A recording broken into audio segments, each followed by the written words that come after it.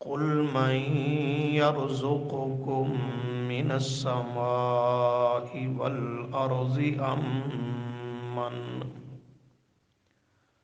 أمن يملك السمع والأبصار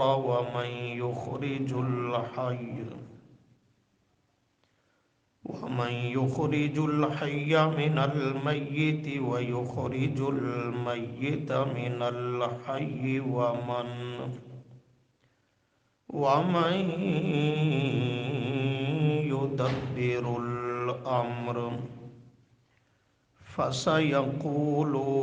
فسيقولون الله فقل أفلا تتقون صدق الله العظيم اللهم صل على محمد وعلى آل محمد كما صليت على إبراهيم وعلى آل إبراهيم إنك حميد مجيد اللهم بارك على محمد وعلى آل محمد كما باركت على إبراهيم وعلى آل إبراهيم إنك حميد مجيد سبحان اللہ وبحمدہ سبحان اللہ العظیم۔ گزشتہ سبق میں مسئلہ الہ کے متعلق اور اس کی بعض ابتدائی گزارشات ذکر کی گئیں، جن میں خصوصیت کے ساتھ توحید کے مراتب اور درجات کا تذکرہ ہوا کہ مسئلہ الہ کو سمجھنے کے لیے اس سے قبل چند عنوانات کا سمجھ لینا از حد ضروری ہے۔ جب تک انہیں نہ سمجھا جائے تو صحیح طرح الہ کا معنی مفہوم سمجھ نہیں آ سکتا۔ ان ابتدائی عنوانات میں سے ایک عنوان ذکر کیا کہ توحید کے 4 مراتب اور درجات ہیں، جن میں سب سے پہلا مرتبہ اور درجہ ہے توحید فی وجوب الوجود، کہ اللہ کریم کی ذات کو واجب الوجود ماننا، اللہ ہی کی ذات کو واجب الوجود ماننا کہ اللہ کا وجود اس کی ذات وہ واجب ہے۔ واجب کا معنی ہمیشہ سے ہمیشہ کے لیے ہے، ابتدا و انتہا سے، آغاز و انجام سے اللہ کی ذات وہ پاک ذات ہے۔ باقی تمام مخلوقات وہ حادث ہیں، نہیں تھیں، وجود میں آئیں، پھر ان پہ فنا اور ہلاکت آئے گی، اور پھر ان کا دنیا سے عدم یعنی نہ ہونا یہ ظاہر ہو جائے گا۔ اس کی مختصر تشریح اور وضاحت کی گئی، اور اس پر قرآن کریم کی بھی بعض آیات آپ نے دیکھی اور سمجھی۔ توحید کا دوسرا مرتبہ ہے توحید فی الخلق،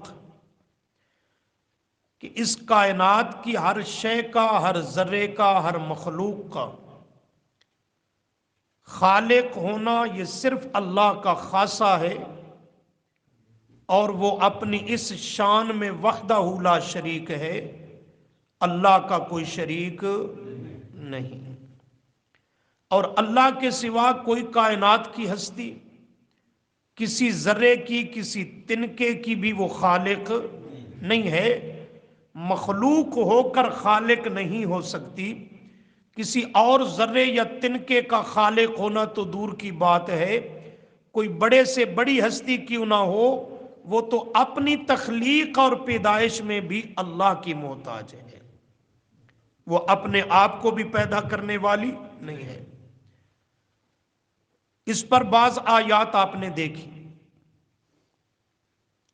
تیسرا درجہ اور مرتبہ ہے توحید کا، توحید فی التدبیر والتصرف، کہ اللہ نے جب اس کائنات کو پیدا کر دیا، تمام مخلوقات اور کائنات کو وجود عطا کر دیا، تو اب اس کائنات کا نظام چلانے والا، اس کی تدبیریں کرنے والا، اور اس میں جہاں کہیں جس طرح جو بھی حرکت ہو رہی ہے، انقلابات واقع ہو رہے ہیں، تو اس سب کا کلی اختیار وہ بھی صرف اللہ کے پاس ہے اور کسی کے پاس نہیں ہے۔ یعنی کائنات کا نظام چلانے والا بھی اکیلا اللہ، اور اس میں ہر چیز پہ تصرف، قدرت، اختیار رکھنے والا بھی اکیلا اللہ ہے۔ اس پر بھی بعض آیات وہ آپ کے سامنے ذکر کی گئی۔ چوتھا درجہ اور مرتبہ ہے توحید فی الالوہیت۔ الوہیت کا لفظ الہ سے ہے، یہ کلمہ طیبہ میں پڑھتے ہو لا الہ، یہی مسئلہ الہ سمجھنا ہے نا، تو اسی الہ سے ہے الوہیت۔ اس کا مطلب اور مفہوم کیا ہے کہ الہ اور معبود برحق ہونے میں اللہ کو وحدہ لا شریک سمجھنا، اور اس کی اس الوہیت میں، معبودیت میں کائنات کی کسی ہستی کو شریک نہ کرنا، یہ توحید کے 4 درجے اور مرتبے ہیں۔ کتنے؟ 4۔ ان کی مختصر وضاحت آپ کے سامنے آ چکی ہے۔ اس کے اخیر پہ بطور فائدہ اور نتیجہ کے یہ جملہ عرض کیا آپ کے سامنے کہ دنیا میں ایمان اور ہدایت کو پانے کے لیے، آخرت کی نجات کو حاصل کرنے کے لیے 4 مرتبوں کو ماننا یہ لازم ہے۔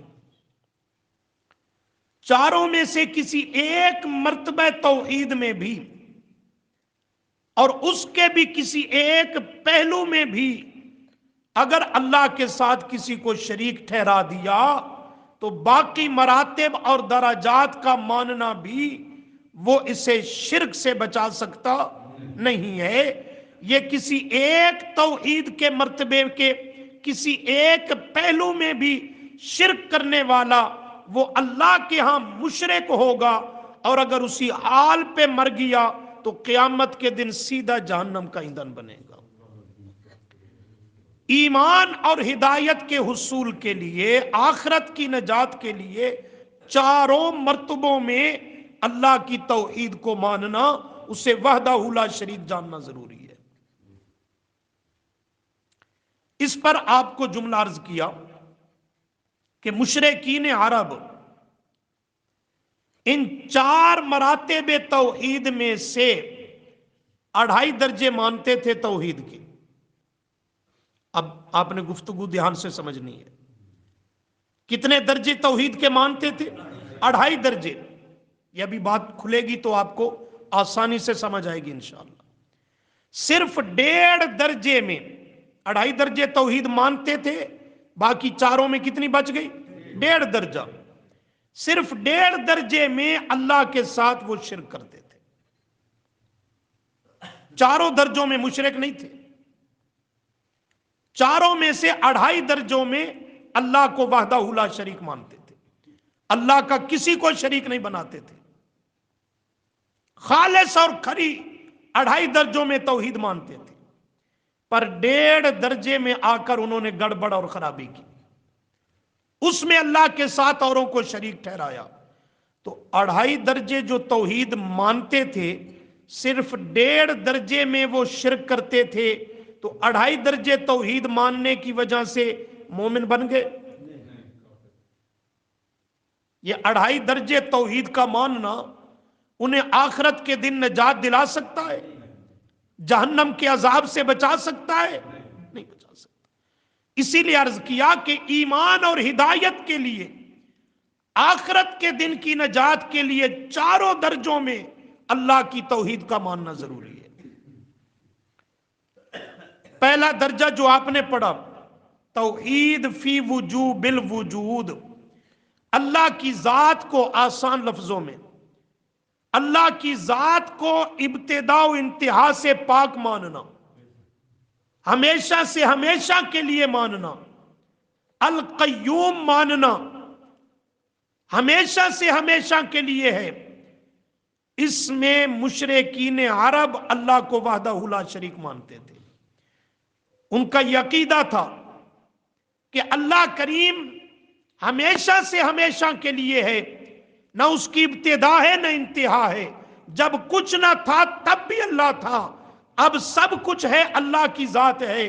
جب کچھ نہیں رہے گا تب بھی اللہ باقی اور رہنے والی ذات ہے۔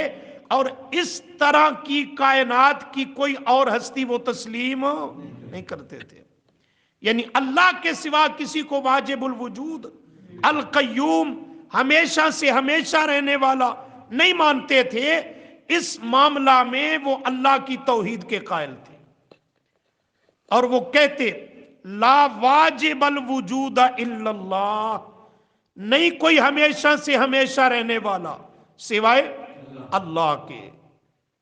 اس مسئلہ میں وہ اللہ کے ساتھ کسی کو شریک نہیں ٹھہراتے تھے۔ دوسرا، توحید فی الخلق، اس میں بھی وہ اللہ کی توحید کے قائل تھے کہ وہ کائنات کی ہر چیز کا، ہر ذرے کا خالق صرف اللہ کو مانتے تھے۔ اللہ کے سوا کسی مخلوق کی، کسی ہستی کو، کسی ذرے کا بھی وہ خالق نہیں مانتے تھے۔ اللہ کے خالق ہونے میں وہ اللہ کو وحدہ لا شریک مانتے تھے، اور اللہ کے سوا کسی ہستی کو، کسی بڑے چھوٹے کو، نبی ولی امام بزرگ کو، کسی جن فرشتہ یا زندہ مردہ کو، اللہ کے سوا وہ کسی ذرے کا بھی خالق نہیں مانتے تھے۔ تو اس دوسرے درجہ میں بھی وہ اللہ کی توحید کے قائل تھے۔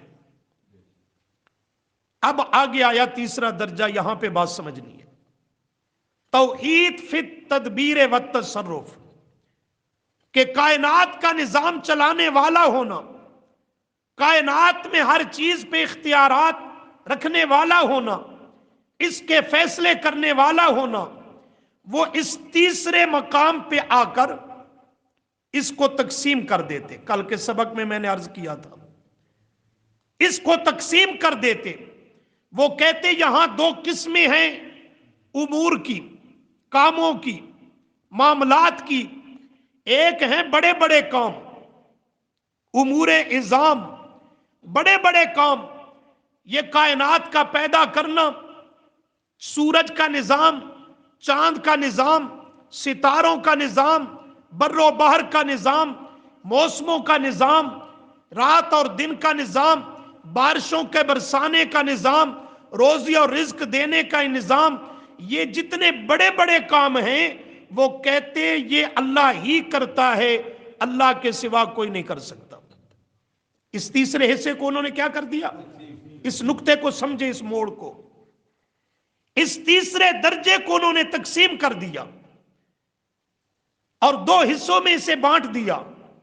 اس میں کہتے ہیں ایک بڑے بڑے کام ہیں، تو اس حصہ میں وہ اللہ کو وحدہ لا شریک مانتے تھے کہ یہ بڑے بڑے کام صرف اللہ ہی کرتا ہے، اس کے سوا کوئی کائنات کی ہستی نہیں کر سکتی۔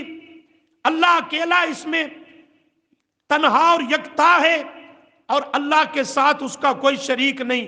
اور وہ کہتے لا مدبرا ولا متصرفا فی الامور العظام الا اللہ، الا اللہ، نہیں کوئی چلانے والا، نہیں کوئی کام قدرت کرنے رکھنے والا بڑے بڑے کاموں میں سوائے اللہ کے.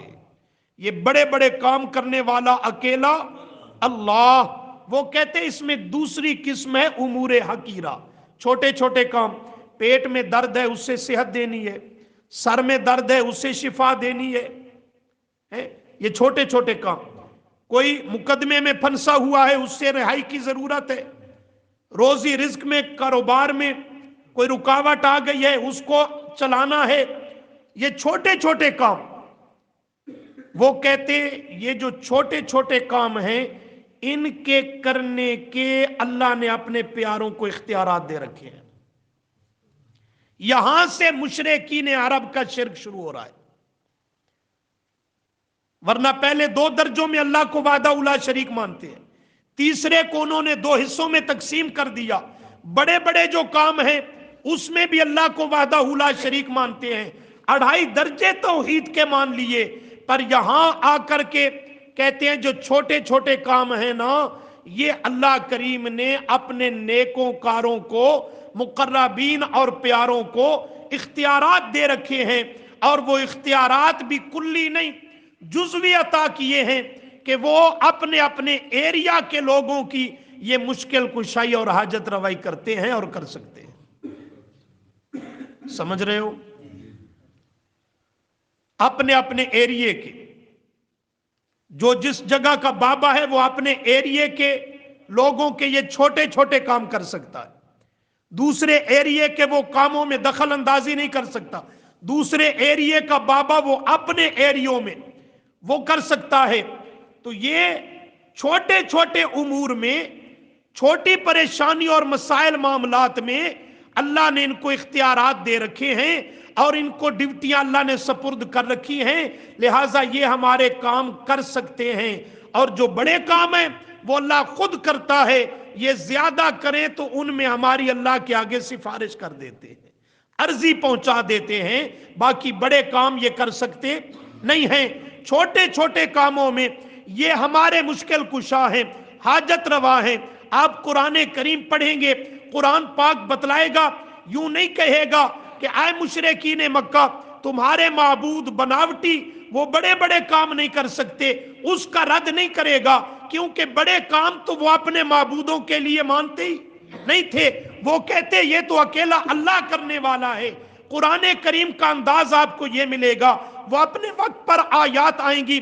قرآن کہیں کہے گا ما یملکون من قطمیر،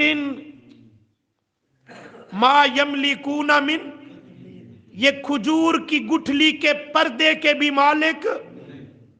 دیکھا بڑی چیز کو نہیں ذکر کیا قرآن نے، چھوٹی حقیر سی چیز کو ذکر کیا کہ کھجور کی گٹھلی اس پہ پردہ، اس پر بھی ان کا اختیار. چھوٹی سی چیز کا رد کیا نا، کیونکہ وہ ان چھوٹے چھوٹے کاموں میں، چھوٹے چھوٹے معاملات میں انہیں مشکل کشا حاجت روا سمجھتے تھے. کہیں قرآن کریم کہے گا لا یملکون مثقال ذرۃ، انہیں کسی ذرے پر بھی اختیار اور قدرت حاصل نہیں ہے. چھوٹی چھوٹی چیزوں پہ رد کرے گا. قرآن کریم ان کی تردید کرے گا. اس سے یہ بات سمجھ آتی ہے کہ وہ چھوٹے چھوٹے کاموں کا کرنے والا انہیں مانتے اور سمجھتے تھے. بڑے بڑے کاموں میں ان کے کرنے اور نظام چلانے والا وہ اللہ کو وحدہ لا شریک سمجھتے تھے. اور یہاں آدھے حصہ میں آ کر ان کا شرک شروع ہو جاتا. اس آدھے حصہ میں شرک کرتے.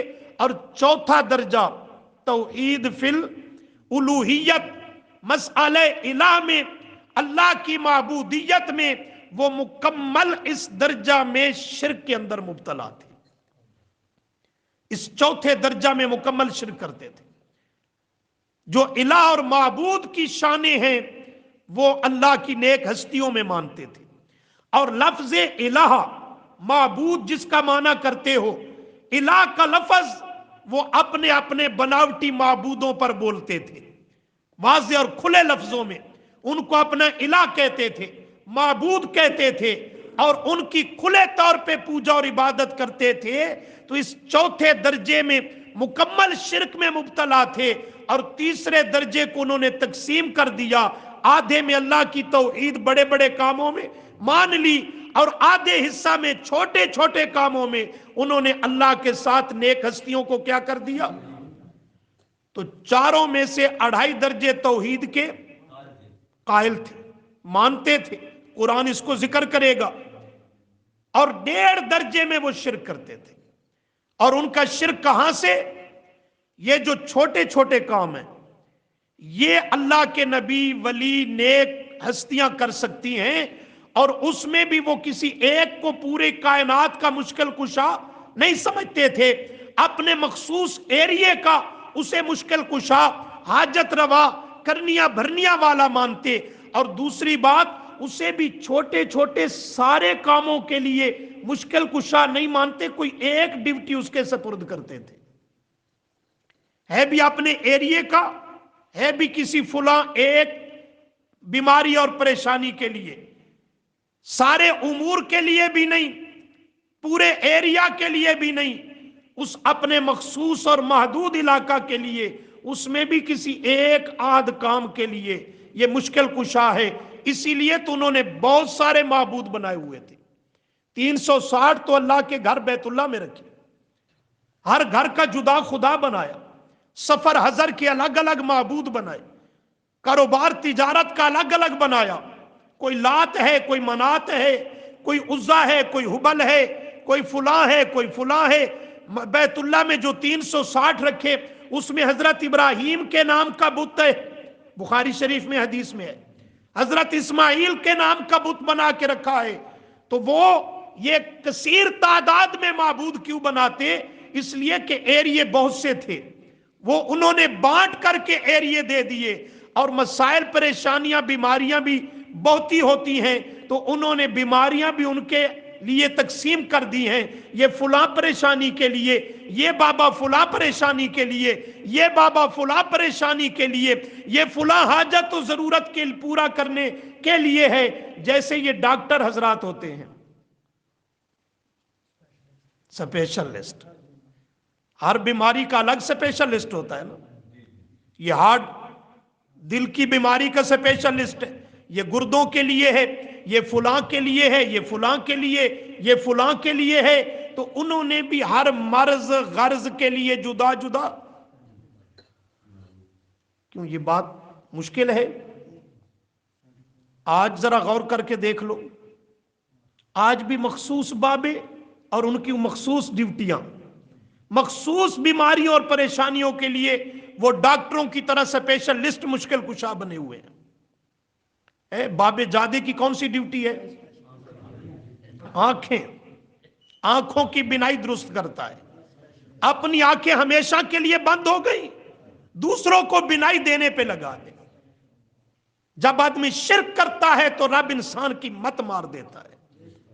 اتنا نہیں اس کی پوجا اور نظر منت ماننے والا عقل سے کام لے سکتا، اگر دوسروں کی بینائی اس کے اختیار میں ہوتی تو اپنی آنکھیں کیوں بند ہونے دیتا، اپنی بینائی برقرار رکھتا نا۔ کوئی بابا سپیشل لسٹ ہے اولاد دینے کے لیے، بابا شاہ جمال تے پتر دیوی رتا لال، یہ اولاد دینے کے لیے سپیشل لسٹ ہے۔ یہ کلر کہار کے علاقہ میں جاؤ، پیر کھارا، وہ خارش کے مریضوں کے لیے سپیشل لسٹ ہے۔ اس کے دربار کے قریب ایک تالاب سا بنا ہوا ہے، گندا پانی، گٹر سے اتنی بدبو نہیں آتی جتنی وہاں سے آتی ہے، اور لوگوں کے عقیدے اور نظریے یہ ہیں اس میں جا کر غسل کرو، نہاؤ، خارش دور ہو جائے گی۔ آب زمزم سے زیادہ اسے متبرک سمجھ رکھا ہے، تو وہ خارش دور کرنے کے لیے سپیشل لسٹ ہے۔ عجیب عجیب ڈیوٹیاں لگا رکھی ہیں۔ لاوا میں ایک ہے بابا کلیاں والی سرکار، وہ دہڑ کو درد ہو تو اس کے لیے سپیشل لسٹ ہے۔ ایک وہ لکڑی کی کلی بنائی ہوئی، وہ اس کے قبر کے قریب جا کے گاڑ دو، ٹھونک دو، بس دہڑ کا درد ٹھیک ہو جائے گا۔ یہ سپیشل لسٹ ہے دہڑ کے درد کو دور کرنے اور ٹھیک کرنے کے لیے۔ ایک اور تلگنگ کے علاقہ میں ہے بابا قاتلی شاہ، قاتلی شاہ نام بھی دیکھیں، اور اس کا کارنامہ اور اس کی کرامت یہ ہے، ان کے اعتبار سے کرامت، کہ اس نے ایک شادی شدہ عورت کو اغوا کیا تھا، نکاح والی شادی شدہ، اور اس کے خاوند کو قتل کر دیا، اور اس کے ساتھ زندگی گزارتا رہا، مر گیا مردود۔ اب جو لڑکے لڑکیاں اس بیماری میں مبتلا ہوتے ہیں نا، وہ اس بابے کی جا کر قاتل شاہ کی منت مانتے ہیں تاکہ کسی لڑکی کے اغوا کرنے میں آسانی پیدا ہو۔ جی، یہ اس ضرورت کے لیے اسپیشلسٹ ہے۔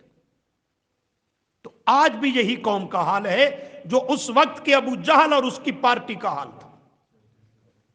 آج بھی ہر ضرورت اور غرض کے لیے جدا جدا مشکل کشا ہے، جدا جدا حاجت روا بنا رکھے ہیں۔ امام بری کھوٹی قسمتوں کو کھڑا کرنے کی پہ لگا ہے، وہ کھوٹی قسمتوں کو کھڑا کرنے پر اسپیشلسٹ بنا رکھا ہے۔ باب کلیام والے کی کون سی ڈیوٹی لگائی ہے؟ اس کی بھی کوئی مخصوص ڈیوٹی ہوگی۔ تو یہ مشرکین عرب کا حال تھا کہ ہر ایریے کے لیے جدا مشکل کشا، اور اس کی کوئی نہ کوئی مخصوص ڈیوٹی اور ذمہ داری، اس کے لیے اسے اسپیشلسٹ جانا جاتا تھا۔ آج بھی یہی حال ہے۔ تو اس لیے عرض کیا کہ وہ 2.5 درجے توحید کے مانتے تھے، کتنے درجوں میں شرک کرتے تھے؟ 1.5 درجے میں۔ تو 2.5 درجے توحید کا ماننا بھی کسی کھاتے میں نہیں پڑا، اس لیے کہ 4 درجوں میں توحید کا ماننا یہ ایمان کے لیے بھی ضروری ہے۔ اس وقت تک ایمان کی دولت نصیب نہیں ہوتی جب تک 4 درجوں میں اللہ کو وحدہ لا شریک نہ مانے، اور آخرت کی نجات کے لیے بھی لازم ہے 4 درجوں میں اللہ کی توحید کو ماننا۔ آپ تعجب کیوں کر رہے ہیں کہ مشرکین مکہ اور اللہ کی توحید 2.5 درجے مانتے تھے؟ کیونکہ آج تو معاشرے میں یہ بتلایا جاتا ہے کہ وہ تو اللہ کو اللہ ہی نہیں مانتے تھے۔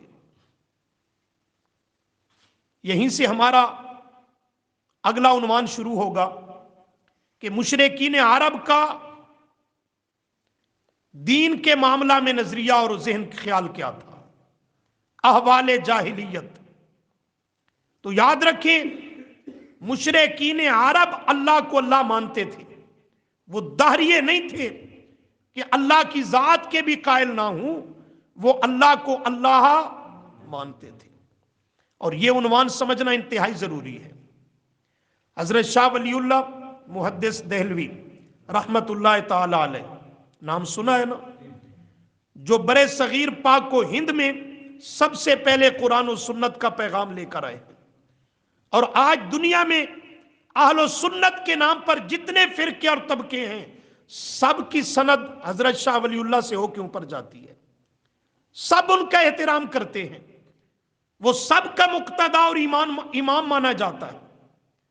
وہ فرماتے ہیں اگر قرآن کو سمجھنا ہے اور لا الہ الا اللہ کو سمجھنا ہے، نبی کریم صلی اللہ علیہ وسلم کی شریعت کے مزاج کو سمجھنا ہے، تو اس کے لیے طریقہ کار یہ ہے، سب سے پہلے ان لوگوں کے احوال کو سمجھو، معلوم کرو اور جانو کہ جن میں میرا پیغمبر مبعوث ہوا، جن کے درمیان اور زمانے میں اللہ کا قرآن اترتا رہا، جو میرے پیغمبر کے مد مقابل لوگ تھے، ان کے احوال کو سمجھو گے تو بیماریاں سمجھ جائیں گی کہ ان میں خرابیاں کیا کیا تھی، اور پھر سمجھ آئے گا کہ میرے پیغمبر کی بعثت کا اولین مقصد کیا ہے، اور ان کا میرے پیغمبر سے اصل اختلاف اور جھگڑا کیا تھا۔ جب تک ان کے احوال اور نظریات کو نہ سمجھا جائے تب تک دین کا مزاج سمجھ آ سکتا نہیں ہے۔ لوگ باروں بار 2 لفظوں میں لا الہ الا اللہ کا معنی کر لیتے ہیں، نہ خود پتہ ہے اور نہ سننے والوں کو کچھ پتہ چلتا ہے کہ دین کا مزاج ہی نہیں سمجھا، اور نبی علیہ السلام کے مد مقابل قوم کے احوال کو قرآن کی زبانی نہیں سمجھا، تو اسی لیے دین کو نہ سمجھتے ہوئے خود بھی گمراہ رہے، دوسروں کی گمراہی کا باعث بنے۔ تو یہ بات ذہن میں رکھ لیں، مشرکین عرب اللہ کو اللہ مانتے تھے، اللہ کو اللہ مانتے تھے، اس پر بیسیوں دلیلیں ہیں، پر تفصیل میں جانے کی ضرورت نہیں۔ مختصراً اس پہ دلیل یہ ہے کہ نبی کریم صلی اللہ علیہ وسلم کے والد گرامی کا نام کیا ہے؟ کیا نام ہے؟ عبداللہ۔ کیا مانا؟ اللہ کا بندہ۔ تو اللہ کو مانتے تھے تو تب اللہ کا بندہ نام رکھا۔ اللہ کے گھر خانہ کعبہ کو کیا کہتے تھے؟ بیت اللہ، اللہ کا گھر۔ تو اللہ کو اللہ مانتے تھے تب تو اس کا گھر کہتے بیت اللہ، خانہ کعبہ کو۔ اور اسی طرح 14ویں پارہ میں قرآن نے ذکر کیا سورۃ النحل میں کہ قالوا تقاسموا باللہ، وہ کس کے نام کی قسمیں کھاتے تھے؟ تقاسموا باللہ، اللہ کے نام کی قسمیں بھی کھایا کرتے تھے۔ تو اللہ کے نام کی جو قسمیں کھاتے تو اللہ کو اللہ مانتے تھے۔ اور ان سب سے بڑھ کر ایک بڑی لطیف سی دلیل دینے لگا ہوں کہ مشرکین مکہ تھے مشرک۔ کیا تھے؟ مشرک کا کیا معنی؟ شریک ٹھہرانے والا۔ کس کے ساتھ؟ اگر وہ اللہ کو اللہ ہی نہ مانے تو شریک کس کے ساتھ ٹھہراتے تھے؟ سمجھیو بات کو۔ اللہ کو اللہ تو مانتے تھے کہ اس کے ساتھ اوروں کو پھر کیا ٹھہراتے؟ شریک ٹھہراتے۔ تو مشرکین عرب اللہ کو اللہ مانتے تھے، اللہ کی ذات کے وہ منکر نہیں تھے۔ دوسری بات، مشرکین عرب وہ لا مذہب اور بے دین نہیں تھے۔ یہ باتیں بڑے دھیان سے سمجھنا، کسی غلط فہمی میں بھی نہ پڑ جانا۔ وہ لا مذہب، بالکل بے دین، جن کا کوئی دین ہی نہ ہو، سچا یا جھوٹا یہ الگ بات ہے، وہ ایسے نہیں تھے۔ وہ ایک مستقل اپنا مذہب رکھتے تھے، اگرچہ باطل مذہب تھا، شرکیہ مذہب تھا۔ ایک مستقل اپنا دین رکھتے تھے، اگرچہ ان کا دین باطل تھا، کفر اور شرک پہ مبنی تھا، مگر تھا تو صحیح۔ تو وہ اپنے خانے میں مذہب رکھتے تھے، دین بھی رکھتے تھے۔ لا مذہب اور بے دین، آسان دلیل دیتا ہوں۔ آخری پارے کی آخری صورتوں میں سورۃ الکافرون ہے، قل یا ایھا آپ اکثر دوستوں کو یاد ہوگی۔ اس کی آخری آیت، آخری جملہ کیا رہا ہے؟ لکم دینکم ولی دین۔ نبی علیہ السلام سے اللہ نے فرمایا میرے محبوب ان کافروں سے فرما دیجئے کہ میں تمہارے بناوٹی معبودوں کی عبادت نہیں کرتا، ان سے بری اور بیزار ہوں۔ تم میرے رب کی، میرے معبود برحق کی سچی عبادت نہیں کرتے، خالص عبادت نہیں کرتے۔ تم پہ بات واضح ہو گئی، حجت تمام ہو گئی۔ اب لکم تمہارے لیے ہے، دینکم کرو مانا تمہارا دین، تمہارے لیے ہے تمہارا، وہ کفر و شرک پہ مبنی باطل پر ہے، وہ لکم دینکم تمہارا دین۔ اور والیہ میں اللہ کے پیغمبر کے لیے دینی میرا سچا دین ہے۔ کیا مطلب؟ وارننگ دی، نہیں مانتے نہ مانو، ضد ہٹ دھرمی پہ ڈٹ اور اتر آئے ہو، چلو تم اپنے باطل دین پہ ڈٹے رہو، ہم اپنے سچے دین پہ چل رہے ہیں۔ قیامت کا دن آئے گا تو عملی طور پہ رب فیصلے کر دے گا۔ تو یہاں ہمیں سبق کا جملہ کیا ملا؟ لکم دینکم، ان کا بھی ایک کیا تھا؟ دین تھا۔ تو وہ بے دین نہیں تھے، اپنے دین پر تھے۔ لا مذہب اور بے دین، اس میں کوئی شک نہیں کہ ان کا باطل دین تھا، کفر و شرک پہ مبنی تھا، پر تھا تو دین۔ وہ اپنے دین کے اعتبار سے بڑے دیندار تھے، اور دیندار بھی اپنے دین میں جو تھے تو بڑے مضبوط اور پکے تھے، اسے چھوڑنے کو تیار۔ آپ نے حدیث یہ سنی ہے صحیح بخاری کی، جب نبی علیہ السلام کے چچا ابو طالب، جنہیں آج تو بعض لوگوں نے علیہ السلام بنا دکھایا، ان کی جب موت کا وقت آیا تو نبی علیہ السلام تشریف لے گئے۔ آپ نے اپنے چچا کو ایمان کی دعوت دی، کلمہ طیبہ پڑھ لو، مجھ پر ایمان لاؤ، بچ جاؤ گے، پر وہ برابر انکار کرتا جا رہا ہے۔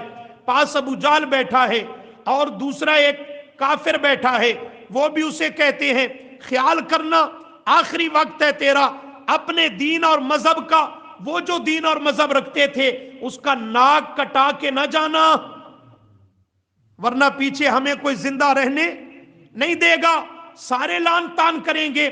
آخری وقت عذاب کے ڈر سے تم اپنے مذہب سے دستبردار ہو جاتے ہو، اپنا مذہب چھوڑ دیتے ہو۔ خیال کرنا نبی علیہ السلام بار بار پر اصرار دعوت دیتے ہیں، نہیں ماننے کو تیار، اور آخر میں ابو طالب کہتا ہے میں ملت قریش پر جان دے رہا ہوں، قریشیوں کے دین، ملت اور مذہب پر، وہ باپ دادے والا دین اور مذہب۔ تو اس نے بھی کہا وہ جو ہمارا قریشیوں کا ایک دین اور مذہب ہے اسی پر دنیا سے جانا چاہتا ہوں، اور میں نبی علیہ السلام پر ایمان لانے کو تیار نہیں ہوں۔ قرآن پاک بھی اس پر بولا، صحیح بخاری میں بھی موجود ہے، ایمان نہیں قبول کیا ابو طالب کفر پہ مرا ہے، کفر پہ مرا ہے، ایمان نہیں لایا۔ تو اپنے مذہب میں کتنے پختہ ہیں، چھوڑنے کو تیار نہیں ہوا۔ نبی کریم صلی اللہ علیہ وسلم کو اور صحابہ کرام رضی اللہ عنہم کو مشرکین مکہ صابی کہتے تھے، جو بھی ایمان لے آتا نبی علیہ السلام پر، اسلام قبول کرتا تو وہ کہتے یہ صابی ہو گیا، صابی سواد کے ساتھ، صابی، صابی کا معنی دین بدل لینے والا، صابی کا معنی دین بدل لینے والا۔ کیا معنی؟ پہلے باپ دادا کے اس ہمارے دین پر تھا وہ کہتے، اور اب اس نے وہ دین بدل لیا، یہ چھوڑ دیا، نبی علیہ السلام کے دین کو قبول کر لیا۔ تو پہلا دین وہ اپنے درجے میں دین ان کا تھا، اس کو بدلنے والے کو کیا کہتے؟ صابی۔ اس نے باپ دادے کا دین چھوڑ دیا، صابی ہو گیا، دین بدل لیا۔ تو عرض یہ کر رہا تھا وہ بے دین اور لا مذہب۔ ایک آیت اس پر دیکھیں، 23واں پارہ،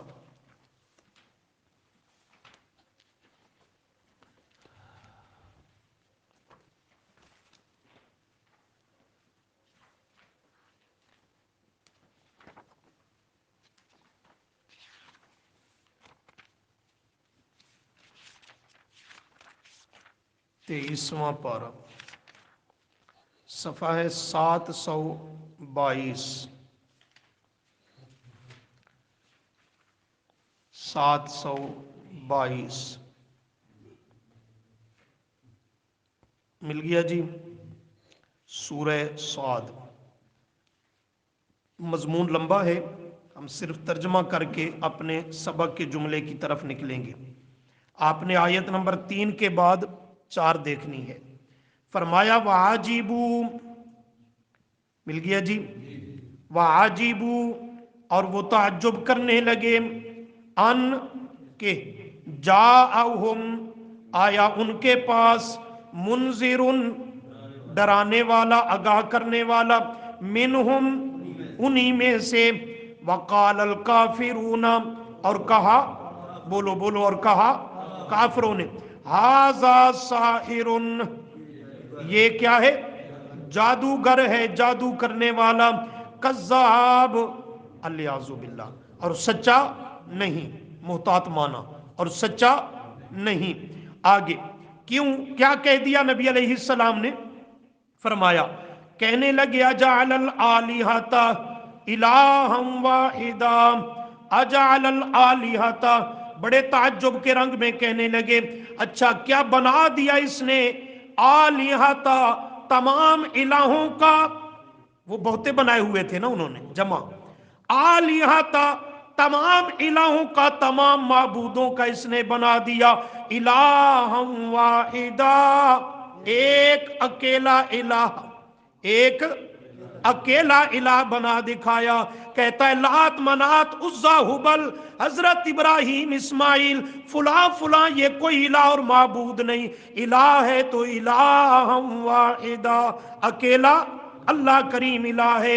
ان ھذا، انا کا معنی، بولو بولو، انا، बेशक हाजा ये बात, हाजा कौन सी, ये ला इलाहा इल्लल्लाह वाली, कि नहीं कोई इलाह सिवाय उस एक अल्लाह के, ये बात लशय्युन अलबत्ता चीज है, उजाब बड़ी अजीब, बड़ी ताज्जुब खेज बात है, कैसे इसको मान लिया जाए। ये कह कर के मजलिस से उठ खड़े हुए और एक दूसरे को कहते हैं वंतलकल मलाउ मिनहुम, वंतलकल मलाउ, कहने लगे अल मलाउ सरदार, वो बड़े बड़े मक्का के चौधरी सरदार, वो कहने लगे अपने साथियों को चलो चलो, मिनहुम उस मजलिस से, अनिमशु उठ खड़े हुए और कहने लगे अनिमशु चलो यहाँ से।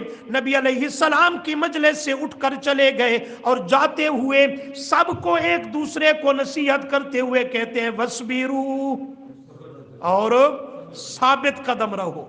सबर का माना साबित कदमी, डट कर रहो, साबित कदम रहो, अला आलिहतिकुम, अपने माबूदों पर, अपने इलाहों पर डट कर रहो। क्या माना, इस पैगंबरी दावा करने वाले की बात में ना आना। ये तो कहता है इलाहम वाहिदा, इलाह कितने हैं, अकेला अल्लाह है, इसकी बातों में आकर अपने माबूदों और इलाहों को छोड़ छाड़ ना बैठना। वस्बिरू ऐ सब्बितू, वस्बिरू ऐ सब्बितू, साबित कदम रहना और डट कर रहना, अला आलिहतिकुम, अपने इलाहों और माबूदों पर। बाकी ये जो कहता है कि इला अकेला अल्लाह है, इन्ना हाजा, बेशक ये लशैउन, अलबत्ता चीज है, युराद, इसमें कोई छुपा हुआ इसका इरादा है, अपना नया नाम खड़ा करना चाहता है, कोई लौ लश्कर पार्टी गिरोह बनाना चाहता है। बाकी ये जो कहता है कि अल्लाह के सिवा और इला और माबूद कोई नहीं, मा समिअना बिहाजा, ये हमारे सबक का जुमला है।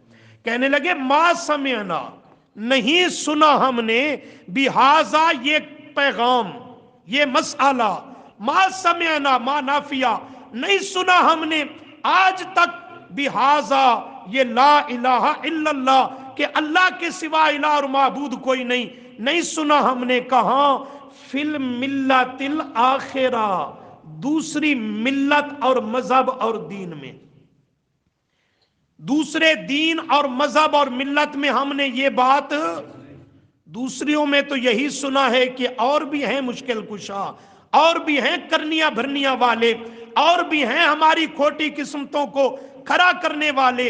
ये जो कहता है कि अल्लाह के सिवा इलाह कोई नहीं, इलाह अकेला अल्लाह है, मा समिअना बिहाजा, ए मसला सी अज थोड़ी तो कह को नहीं सुने। पंजाबी ता आखे भाई अज भी ये जुमला सुनने को मिलता है मुआशरे के नहीं, ये मसला आज तक तो हमने नहीं सुना था। अच्छा और तूने सारे मसले सुन रखे हैं कि यही एक तेरे सुनने से रह गया, बाकी सारा दीन सुन रखा है। ये नया मसला कहां से निकला है, आज तक न बाबे से सुना, न दादे से सुना, न फुला मौलवी से सुना। 40 साल पे मिंबर और मेहराब पे काबिज चला आ रहा है, आज नए मसाइल निकल आए। आज जो कहता है उसे कह तेरी गलती नहीं, अबू जहल भी यही कहता है, नबी अलैहिस्सलाम को यही कहता है, मा समिअना बिहाजा फिल मिल्लतिल आखिरा। कुर्बान नबी अलैहिस्सलाम की पेशेन गोई पर आपने फरमाया इन्नल इस्लाम, बेशक इस्लाम जब इसकी इब्तिदा हुई तब भी बदा गरीबा, ये अजनबी था, अनोखा था, ओपरा था, लोग इसको सुनते, इसका पैगाम सुनते, यही कहते मा समिअना बिहाजा। आज तक तो हमने ये मसाइल, ये बातें किसी से नहीं सुनी, ये कोई नई बात आ गई है। आपने फरमाया सयाऊदो गरीबा, फिर एक मेरी उम्मत में दौर और जमाना आएगा कि फिर ये मेरा दीन लाया हुआ अजनबी, अनोखा और ओपरा हो जाएगा। फिर लोग यही कहते फिरेंगे, किसी अहले हक से जब दीन का असली पैगाम सुनेंगे कि मा समिअना बिहाजा। आज ताई ते असां गल्लां सुनिया, आज ताई ते मसले साडे मुआशरे च नहीं सन, आज तक तो हमने कहीं से नहीं सुना। अल्लाह फरमाते हैं वो भी कहने लगे, ये जो कहता है कोई इलाह नहीं सिवाय अल्लाह के, मा समिअना बिहाजा, आज तक तो हमने ये मसाला कहीं से नहीं सुना। फिल मिल्लतिल आखिरा, ये हमारे सबक का जुमला है। दूसरी मिल्लत में, अल आखिरा का माना दूसरी, मिल्लत का माना दीन मजहब और मिल्लत में दूसरी में हमने नहीं सुना। इस दूसरी से मुराद उनका अपना दीन और मजहब है मुशरिकीन अरब का। हजरत मुजाहिद ताबी, हजरत कतादा ताबी रहमहुमुल्लाह, ये सहाबा के शागिर्द हैं, वो इसका माना करते हैं फिल मिल्लतिल आखिरा ऐ फी दीनिना हाजा, हमारे दीन में तो ये मसला ला इलाहा इल्लल्लाह वाला कोई नहीं, हमारे दीन में तो ये है कि 360 खुदा के घर बैतुल्लाह में रख रखे हैं, हर घर का जुदा खुदा बनाया, हर जगह और हर मर्ज के लिए जुदा माबूद बनाया, कि सब इलाहों को खत्म करके एक अल्लाह के इलाह होने की बात कहना, ये हमारे दीन और मजहब में तो नहीं है। आज तक हमने नहीं सुनी, हमारे मजहब में नहीं, तो आज हम कैसे इसको मान लें? तो अर्ज करने का मकसद ये था कि वो ला मजहब और बेदीन, उनका भी एक दीन था, उनका भी एक मजहब था, एक मिल्लत थी, अगरचे बातिल था लेकिन था तो सही। तो ये कुरान करीम की वाज़े आयात लकुम दीनुकुम वलिय दीन फिल मिल्लतिल आखिरा और दीगर अहादीस इस बात को वाज़े कर रही हैं कि वो अल्लाह को भी मानते थे और ला मजहब भी नहीं थे, उनका भी एक दीन और मजहब। एक तीसरा जुमला सुनिए, वो अपने आप को हजरत इब्राहीम से भी निस्बत अपनी जोड़ते थे कि हम इब्राहीमी हैं, हजरत इब्राहीम अलैहिस्सलाम के पैरोकार हैं, उनकी हम मिल्लत और तरीके पर हैं, अगरचे इस दावा में वो झूठे थे, हजरत इब्राहीम के तरीका पर दावा करते थे खुले लफ्जों में। मुशरिकीन मक्का भी, यहूदी और ईसाई भी, ये तीनों पार्टियां ये दावा करती कि हम हजरत इब्राहीम के नक्शे कदम पर हैं, हम हजरत इब्राहीम की मिल्लत पर हैं, हम उनके पैरोकार हैं और हम हजरत इब्राहीम के दीन पर हैं। तो अपने आप को इब्राहीमी कहते थे और नबी अलैहिस्सलाम और सहाबे किराम रजी अल्लाह अन्हुम को कहते ये इब्राहीमी नहीं है, इन्होंने तो साबी बन गए, माअज़ल्लाह अपना दीन बदल लिया है। ये हजरत इब्राहीम के पैरोकार इब्राहीमियत से, इब्राहीम की मिल्लत से ये खारिज है, नबी अलैहिस्सलाम को कहते, सहाबे किराम रजी अल्लाह अन्हुम को कहते ये हजरत इब्राहीम की मिल्लत तरीके से, इत्तेबा और पैरवी से, इब्राहीमियत से ये खारिज हैं, ये हजरत इब्राहीम के साथ इनका कोई ताल्लुक, जैसे आज का मुशरिक और बिद्ती कहता है ये अहलो सुन्नत से खारिज है, कोई कहता है देवबंदियत से खारिज है, वो भी कहते ये इब्राहीमियत से खारिज हैं, हजरत इब्राहीम से इनका कोई ताल्लुक नहीं, और अपनी निस्बत जोड़ते थे कि हम कौन हैं। तीसरा पारा जी,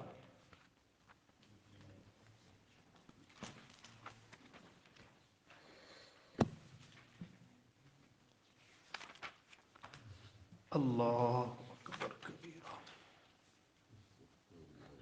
सफा नंबर 91।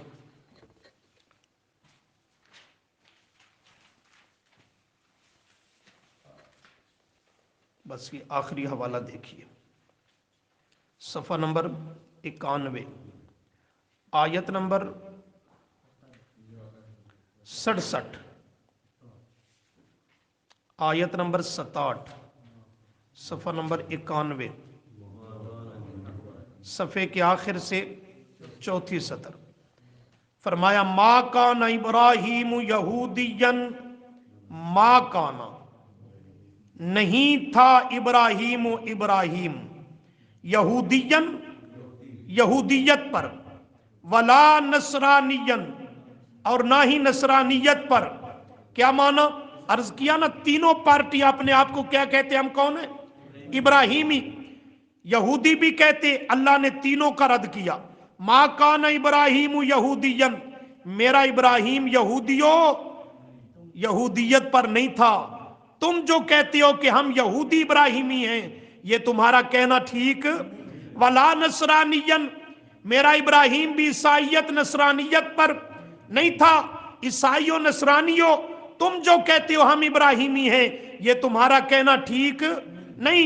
आगे जरा जुमला छोड़ के पढ़िए, وما کانا من المشرکین، آیت کا آخری جملہ، وما کانا، اور نہیں تھا ابراہیم، من المشرکین، شرک کرنے والوں میں سے بھی، ابراہیم شرک کرنے والوں میں سے بھی نہیں تھا، لہذا ابراہیم کی طرف نسبت جوڑنے والے مشرکین عرب، تمہاری بھی نسبت جوڑنا یہ ٹھیک نہیں، ابراہیم یہودیت پر بھی نہیں، عیسائیت پر بھی نہیں، شرک کرنے والوں میں سے بھی نہیں، ہے کن میں سے؟ فرمایا ولیکن کانا، یہ ہے ابراہیم کا تعارف، ولیکن، اور لیکن، کانا، تھا ابراہیم، حنیفن، یکسو، حنیفن کا معنی یکسو، حنف سے، معنی ہوتا ہے حنیف کا حنف سے، سب سے کٹ کر ایک رب سے جڑنے والا، سب سے منہ موڑ کر ایک رب سے جوڑنے والا، سب سے الگ تھلگ ہو کر ایک رب کا ہو کر کے رہنے والا، اور مسلمن، مسلمن کیا معنی مسلم کا؟ فرما بردار، اپنا سب کچھ رب کے سپرد کرنے والا۔ تو یہاں اللہ نے رد کر دیا تینوں پارٹیوں کا، فرمایا ابراہیم کے ساتھ نسبت جوڑنے والوں، تمہاری نسبت ٹھیک نہیں، تینوں کا رد کیا، اور فرمایا آؤ میں تمہیں بتاؤں ابراہیمی ہے کون۔ تینوں کا اس بات آ رہا ہے، انا، کرو مانا، بے شک، اول الناسی، قریب تر لوگوں میں سے، حضرت ابراہیم بھی، ابراہیم، حضرت ابراہیم کے، وہ کون ہے ابراہیم کے قریب تر، سب سے قریبی اور سچے ابراہیمی؟ فرمایا للذین اتبعوہ، وہ لوگ، اتبعوہ، جنہوں نے حضرت ابراہیم کی سچی اتباع اور پیروی کی۔ کون مراد ہے؟ حضرت ابراہیم کے صحابہ، ان پر ایمان مخلصانہ لانے والے، یہ پہلا گروہ ابراہیمی، حضرت ابراہیم کے صحابہ، ان پر ایمان لانے والے۔